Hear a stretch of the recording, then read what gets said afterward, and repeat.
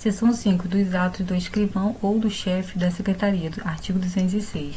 Ao receber a petição inicial de processo, o escrivão ou chefe de secretaria autuará, mencionando o juízo, a natureza do processo, o número de seu registro, os nomes das partes e a data de seu início, e procederá do mesmo modo em relação aos volumes em formação. Artigo 207. O escrivão ou chefe de secretaria numerará e rubricará todas as folhas dos autos. Parágrafo único. À parte, ao procurador, ao membro do Ministério Público, ao defensor público e aos auxiliares da Justiça, é facultado rubricar as folhas correspondentes aos atos em que intervierem. Artigo 208. Os termos de juntada, vista, conclusão e outros semelhantes constarão de notas datadas e rubricadas pelo escrivão ou pelo chefe de secretaria. Artigo 209. Os atos e os termos do processo serão assinados pelas pessoas que neles intervierem. Todavia, quando essas não puderem ou não quiserem firmá-los, o escrivão ou chefe de secretaria certificará a ocorrência. Parágrafo 1º. Quando se tratar de processo total ou parcialmente documentado em autos eletrônicos, os atos processuais praticados na presença do juiz poderão ser produzidos e armazenados de modo integralmente digital em arquivo eletrônico inviolável na forma da lei, mediante registro em termo que será assinado digitalmente pelo juiz e pelo escrivão ou chefe de secretaria, bem como pelos advogados das partes.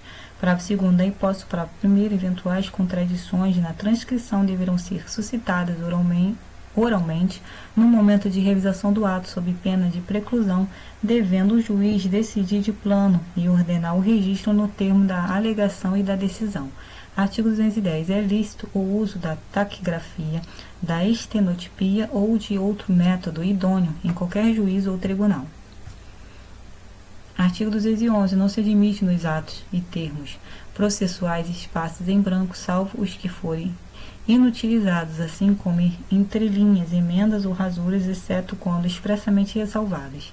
Capítulo 2. Do tempo e do lugar dos atos processuais. Seção 1. Do tempo. Artigo 202. Os atos processuais serão realizados em dias úteis, das 6 às 20 horas.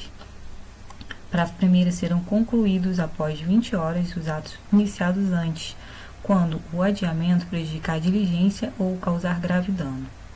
Parágrafo 2º. Independente de autorização judicial, as citações, intimações e penhoras poderão realizar-se no período de férias forenses, onde as houver, e nos feriados ou dias úteis fora do horário estabelecido neste artigo, observado o disposto no artigo 5º, inciso 11, da Constituição Federal. Parágrafo 3º. Quando o ato tiver de ser praticado por meio de petição em autos não eletrônicos, essa deverá ser protocolada no horário de funcionamento do fórum ou tribunal, conforme disposto na Lei de Organização Judiciária Local. Artigo 203. A prática eletrônica de ato processual pode ocorrer em qualquer horário até as 24 horas do último dia do prazo. Parágrafo único. O horário vigente no juízo perante o qual o ato deve ser praticado será considerado para fins de atendimento do prazo. Artigo 214. Durante as férias forenses e os feriados não se praticarão atos processuais, excetuando-se, inciso 1, os atos previstos no artigo 212, parágrafo 2º, inciso 2, a tutela de urgência, artigo 215, processam-se durante as férias forenses, onde as houver, e não se suspendem pela superveniência delas, inciso 1, os procedimentos de jurisdição voluntária e os necessários à conservação de direitos, quando puderem ser prejudicados pelo adiamento. Inciso 2. A ação de alimentos e os processos de nomeação ou remoção de tutor e curador. Inciso 3. Os processos que a lei determinar. Artigo 216. Além dos declarados em lei, são feriados para efeito forense, os sábados, os domingos e os dias em que não há expediente forense. Seção 2.